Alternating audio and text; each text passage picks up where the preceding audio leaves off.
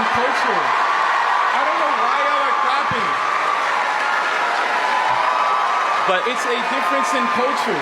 The way that each culture is treated is so vastly different in America. But again, you have to tell me, other than bad looks at the grocery store, how else is your future, you as a man in America, not a black man, how is your future somehow restricted by racism? My natural hair is seen as unprofessional when I go into an office or workplace. When I walk around in certain places, people just assume, like I've said earlier, the dirty looks. When people think you are automatically the worst of the worst solely because we don't think that. You've interrupted me like 10 times because now. you think you know what white people think, and you don't. I don't know what white people think. Then why do you keep on saying you know what white people think? Because I've seen it. I'm not you've saying seen our thoughts? I've seen what people have done to me and people who look like me around the world and in America. How? Again, you are, let's just make an example. You are here in the wealthiest country ever, yes, at an amazing university with all the opportunity imaginable in front of you. And all you want to do is look backwards at everything that prevented you when you are a glaring example that there is no systemic racism and you can actually achieve your wildest dreams. Whoa, I never said that. I'm not the only black person who exists out there. There's so many people who this culture is affecting to this day. Do you know black Americans are the richest black people on earth? You cannot find a black majority country or any country where black people have significant representation where they are as wealthy, because even the poorest people in America are in the top 5%, the top 2% of wealth around the world. And so my whole belief is stop acting like you're a victim and start making better choices. Not like a victim, bro. Respect. This is not a victim mentality. No, it fundamentally is, because white people are not out to get you. There is nothing holding black people back. Let me say that again. There is nothing holding black people back. In fact, the opposite. You can get into colleges with lower test scores. But you could say things that white people can't say and not be fired for it. Black people are wildly disrepresentation. Well, people say that to me all the time, and they just walk around like it doesn't mean anything around here. Say what? Say the what? The N-word. I'm not going to say it on this public platform, but people say it to me all the time. Derogatorily. Yes. No, I think you're lying. Why would I be lying about So you're this? trying to tell me at this campus, did you report it to student services? I'm not. I have too much on my plate to worry about this. So you're going to say at this campus, you're going to indict the moral character of Texas A&M. I'm not indicting the moral character of Texas A&M. Oh, yes, you are. You're saying that. I'm indicting the moral character of one person or a few people. Oh, well, now it's one. So you heard it all the time, and now it's one. Got it. So it's not okay. You're taking me out of context. This is the point: is that I don't believe you, because now you resort back to a race hoax to make it seem as if the white kids on this campus are like racist and terrible. Kids. Oh, so was it a black guy that said it to you? I'm not. It matters a lot, because this is how lies are able to grow. Jussie Smollett, we see this. You have to challenge them head on. Do you think I'm lying when I say that people say the N-word around here? And just if I think a white person comes up to you derogatorily and says, shut up, N-word, I'm not saying they said it. I said, are they saying it derogatorily? But that doesn't mean it's word for word like that. But, okay, so then it's not an insult then. So then don't bring it up as if it's evidence of racism. Because you brought the N-word up first. I didn't. No, I didn't. No. You specifically said, name me an instance of the N-word. No, I said black people can say things that white people can't say. Of course that's true. But that's automatically implying that one word. It's more than that. But let me just kind of build this out further. What is it then? There's a lot of things black people can say. Explain it to me. You want me to give you more examples of things? Yes. Black people are allowed to talk about black culture in a way that white culture cannot. For example, black people can go up and say that there's a baby mama problem in black America, and white people are not allowed to say that. Oh, I just did. So what are you going to do, cancel me? Black people are allowed to say... Black people are allowed to say... I'm a grown man. I got way too much to worry about. Black people are allowed to say that there is a systemic fraud issue within the PP loan application in black America. Black people are much easier to be able to say that black individuals, despite being 13% of the American population, commit 55% of the murders. If most white people say that at a job, they would get fired for being a racist. I don't care, because I say whatever I want. So black individuals have much more intellectual public freedom than white people do. If a white person were to come up and say, you know, black America really needs to get its act together and stop sleeping around all the time, and it needs to actually have why would you because it's true. Because why would you just walk up to someone and talk and attack their culture from the outside? Well, hold on. Hold on. Let's look at the evidence. You said to myself, you said there's all these people suffering in Chicago. There's all these people that are terrible. I'm telling you why. It's because there's been bad decisions that have been institutionalized. Let me finish. And rap artists and athletes and people at the top level of black society that refuse to ever challenge the core rot in black America, which is that they are allowing degeneracy and hedonism to eat the soul of what once was a beautiful black culture, and instead they go around saying it's the boogeyman of racism, the white man is out to get you, and the result is black America is doing worse than it was in the 1960s. That is the contention. Period. It's not just that. It's a culture. It's so much deeper than the present day we are in. I don't know why you're pretending like it just doesn't matter. So I had to do this video because I'm sorry, but black people are calling Charlie Kirk a racist, and they are so wrong, so wrong. And if they would get the chance to just listen to what he is saying, they would see that he is actually trying to give you information so that you can get out of that victim mentality mindset and really achieve the goals that you want to achieve. I mean, what is wrong with us, man? We got problems for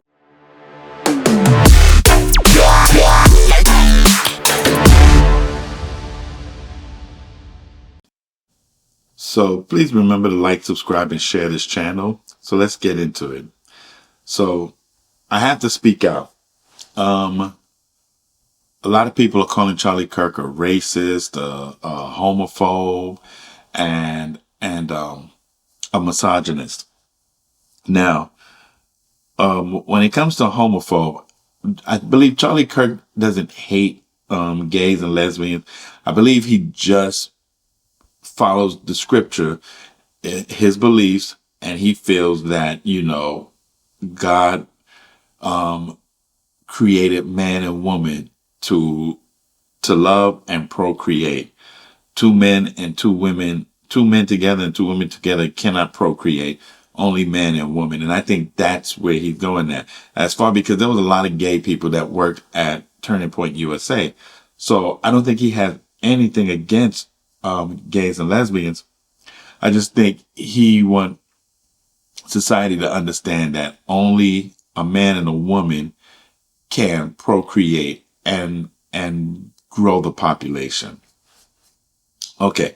So then, I want to talk about victim mentality, and blacks are very known for having that victim mentality mindset.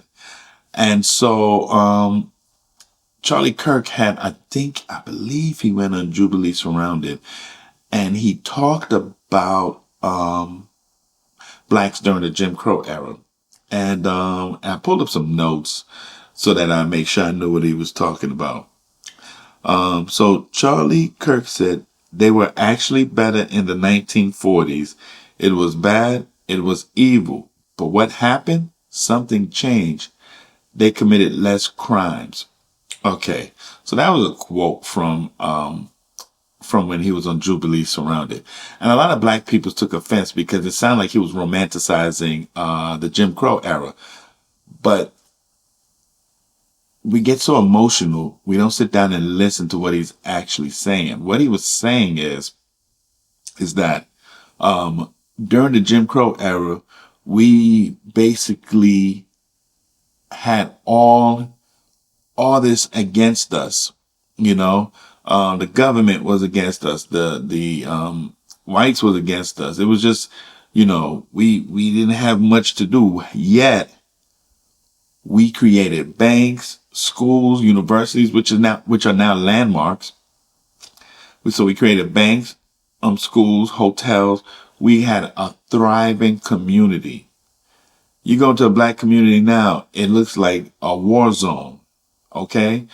No care in the world, no care for others. Okay? We're violent. We're ignorant. We will shoot first and then cry in the interrogation room later. That's us. Black women, constantly in the street putting down black men because black men are not the breadwinners. In fact, if you think about it, black men are the poorest in America, even though you have a lot of rich, and blacks are probably very rich on this planet, black Americans. However, when you look at how they earn their living, most of them are um,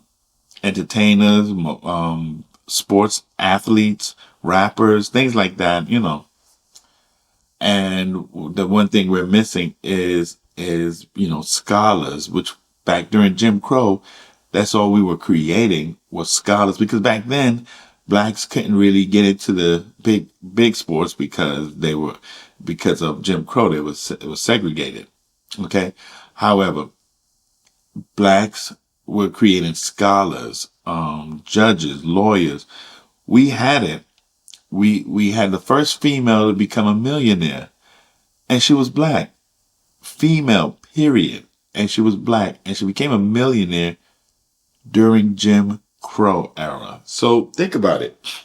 So that's what he's talking about, is that we can do so much. We're not being held back. Nobody's holding us back. But black people just keep playing the victim and, oh, the white man. And believe me, I've been around white people when we go out to eat or something like that. They are struggling, like, look, penny pinching, trying to figure out how they're going to pay. I've seen this with my own eyes, how they're going to pay their rent.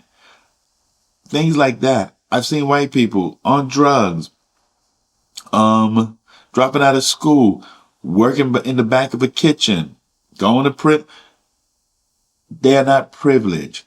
I'm telling you, those days of this privilege stuff is over. If you actually think about it, blacks are privileged because black people could call white people every racist name in the book and not be held accountable.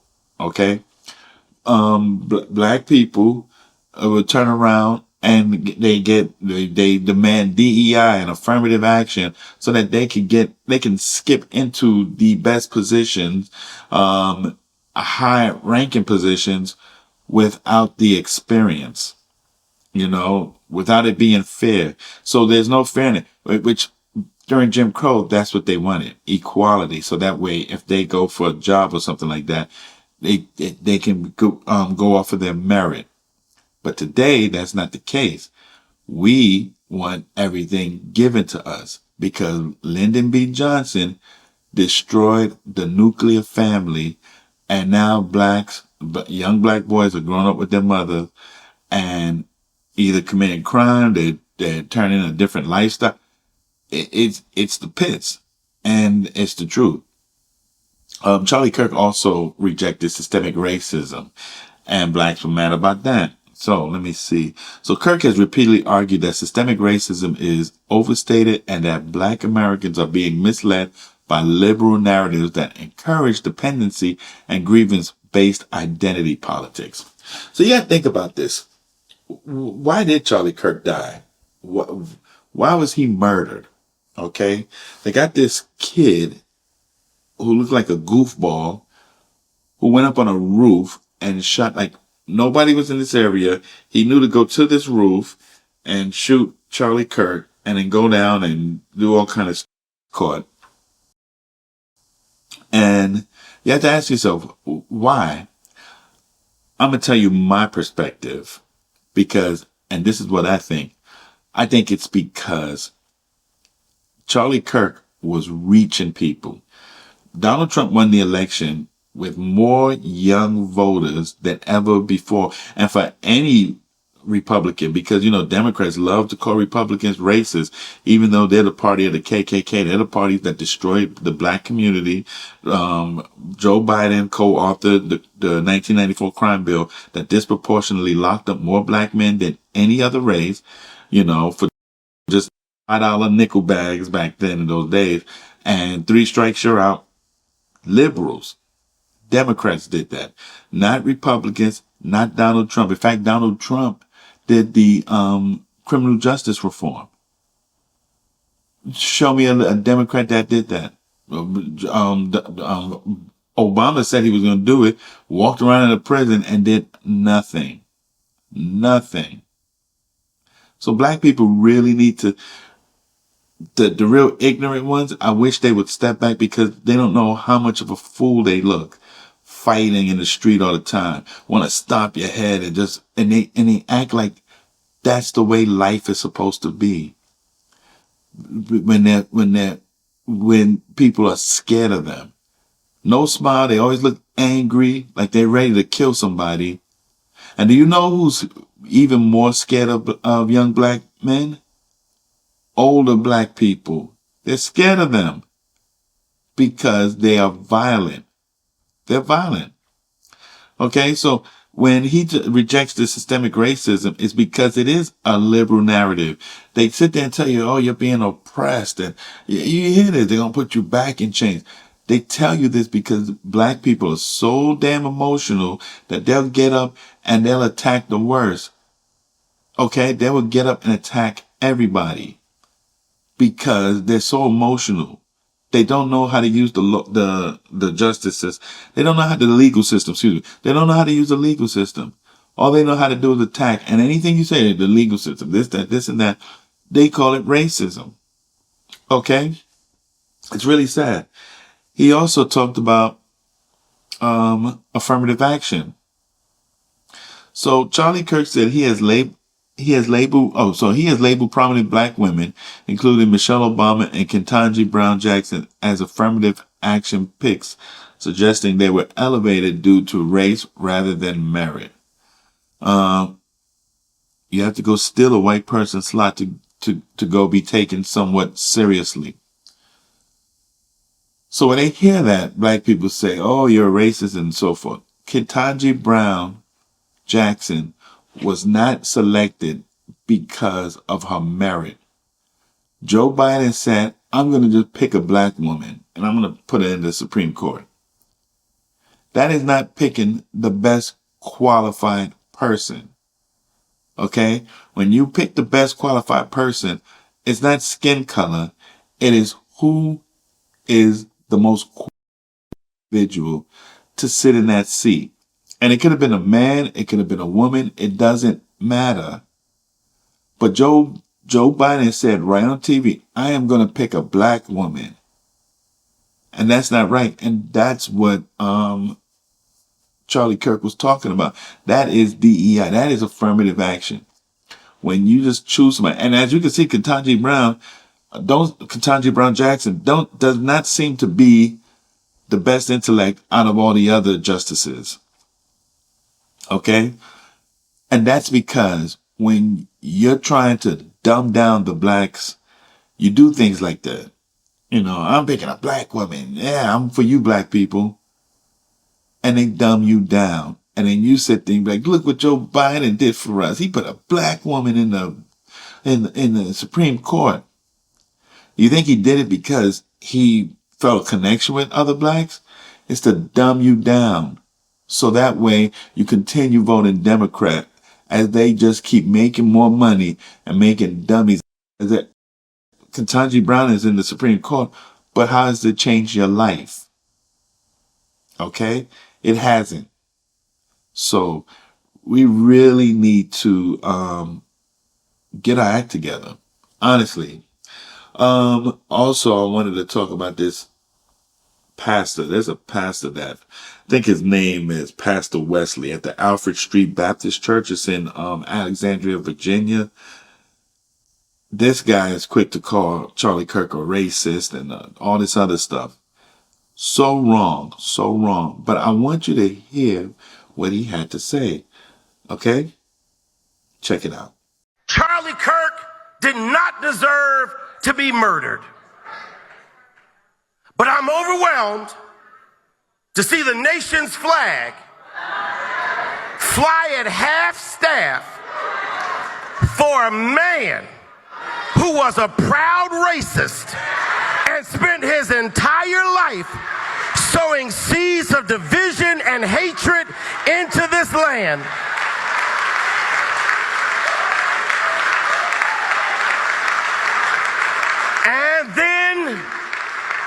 These hypocrites with selective rage who are mad about Charlie Kirk but didn't say anything about Melissa Hortman and her husband when they were gunned down in their living room.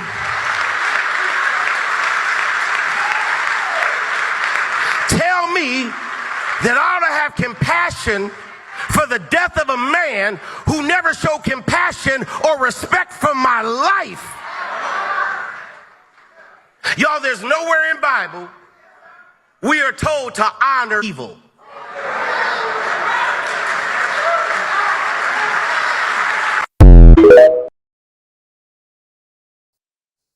So this pastor is a stone cold liar. I mean, he is making things up because he probably be getting paid by the Democratic Party so that he can continue keeping us in this divisive era. And instead of him doing some research and listening to what Charlie Kirk is actually saying, instead he wants to sit down and say, because Charlie Kirk is speaking the truth, he wants to sit down and say that Charlie Kirk is a racist. And, I mean, it's amazing. It is amazing, incredible how these people could get up here and just blatantly lie to get, I don't know, to get paid, to keep dummies following them. I mean, it's insane. I don't get it.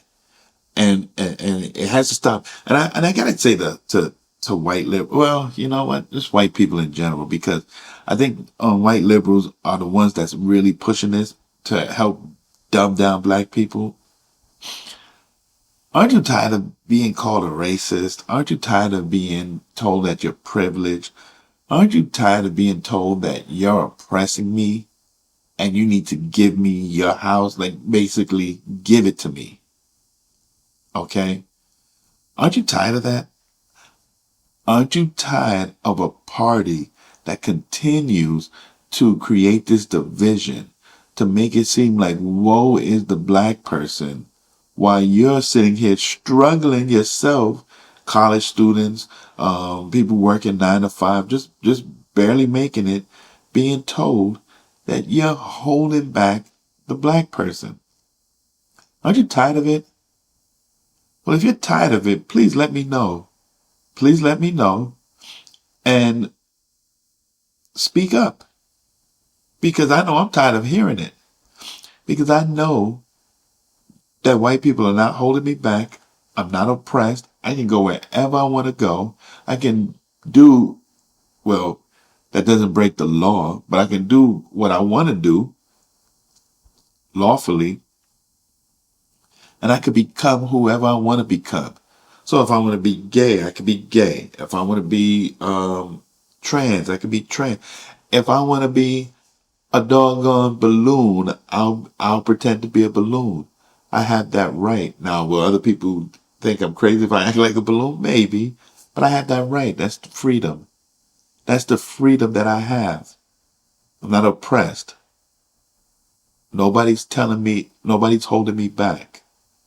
You're holding yourself back when you sit down and truly believe that the white man is preventing you from advancing in life, from becoming that scholar, becoming one of the most educated people on the planet. Okay? But before we do all that, fix your home. That means your neighborhood, how you raise your children, all of that. We are raising some terrible children that's joining gangs, shooting for no reason, gang violence, innocent children dying. You got to be getting tired of that. You know? Instead of, as soon as you have a kid with somebody, you quick to take him straight to court. I want child support. Why don't you sit down and work it out? Say, hey, listen, we have a kid together, and we might not be together, but we lay together and we have a kid. Let's work something out. If that father refused to work something out, at least to be in that child's life so that that child knows his mother and father, then you have to go and take necessary steps. But at least do the right thing.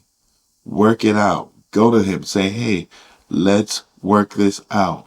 Because that's what adults do. That's what we do.